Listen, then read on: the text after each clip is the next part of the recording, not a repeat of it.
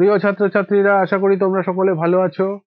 আগের ক্লাসে আমরা তৃতীয় শ্রেণীর পড়া যত পর্যন্ত আলোচনা করেছিলাম, আজ তার পর থেকে আলোচনা শুরু করব।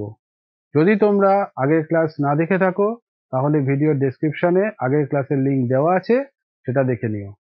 তাহলে চলো শুরু করা যাক। এবারে দেখো কি বলছে। বলছে ফুটবল খেলা দেখে আসি। মানে কি দেখো, বলছে স্টেডিয়ামে ফুটবল ম্যাচ হচ্ছে, 427 জন লোক খেলা দেখতে এসেছে। বিরতির পরে 212 জন লোক চলে গেল। বিরতির পরে 215 জন লোক রইল।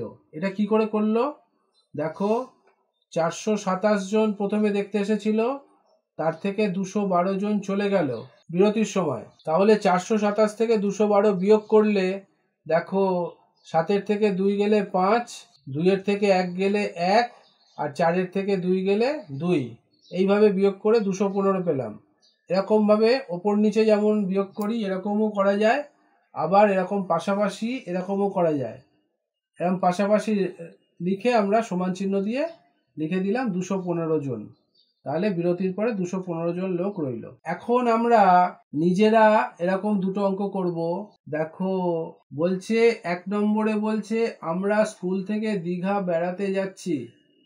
সকালের ট্রেনে 221 জন এবং দুপুরের ট্রেনে 172 জন যাচ্ছি। তাহলে বলছে দেখো, সকালের ট্রেনে বেশি জন যাচ্ছে, তাহলে এটাকে বিয়োগ করতে হবে। ওপরে লেখো 221 আর নিচে লেখো 172, বিয়োগ হবে। তাহলে বলছে ড্যাশ ট্রেনে ড্যাশ জন বেশি যাচ্ছি। তাহলে সকালের ট্রেনে বেশি যাচ্ছে লোক। তাহলে সকালের ট্রেনে কতজন যাচ্ছে হিসেব করি, মানে কতজন বেশি যাচ্ছে। তাহলে দেখো বিয়োগ করো। প্রথমে দেখো একক স্থানে ওপরে 1 আছে, নিচে 2 আছে, বিয়োগ করা যায় না। তখন দশক স্থানের 2টাকে কেটে 1 করো, আর একক স্থানে 1 পাঠিয়ে দাও। এখন হয়ে যাবে 11। একক স্থানে হয়ে যাবে 11। 11 থেকে 2 গেলে 9। আর দেখো এখন দশক স্থানে 1 আছে, নিচে 7 আছে, বিয়োগ করা যায় না। তখন শতক স্থানের 2টাকে কেটে দশকের ঘরে 1 পাঠিয়ে দেবো। এখন এটা হয়ে যাবে 11। 1 আর 1 11। 11 থেকে 7 বিয়োগ করা যায়, হচ্ছে 4। তাহলে দেখো এখানে কতজন বেশি যাচ্ছে, সকালের ট্রেনে 49 জন বেশি যাচ্ছে। তাহলে এখন আগেরটার মতন দেখো, আগেরটার মতন পাশাপাশি লিখে করে দাও। 221 বিয়োগ 172, এখানে যা ফলটা পেলাম এখানে বসিয়ে দাও। 49 জন বেশি যাচ্ছে। বোঝা গেল?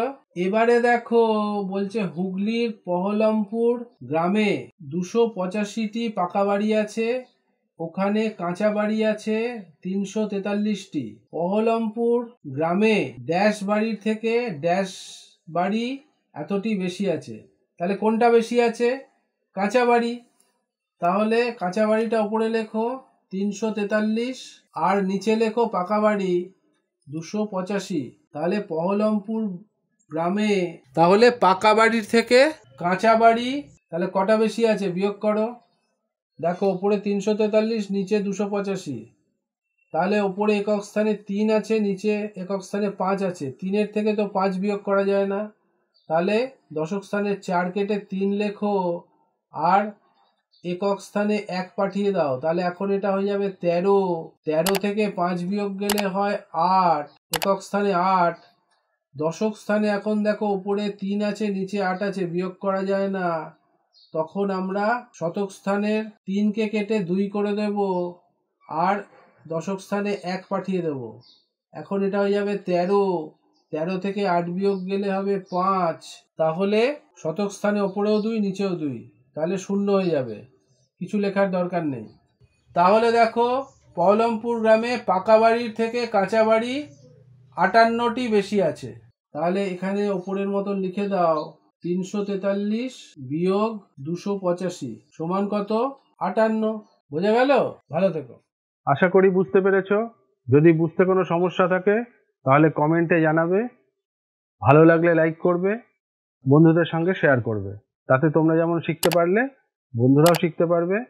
এই সিরিজের পরবর্তী ভিডিও সবার আগে পাওয়ার জন্য চ্যানেলটি সাবস্ক্রাইব করো। শিগগিরই দেখা হচ্ছে। ভালো থেকো, সুস্থ থেকো, সাবধানে থেকো। টাটা।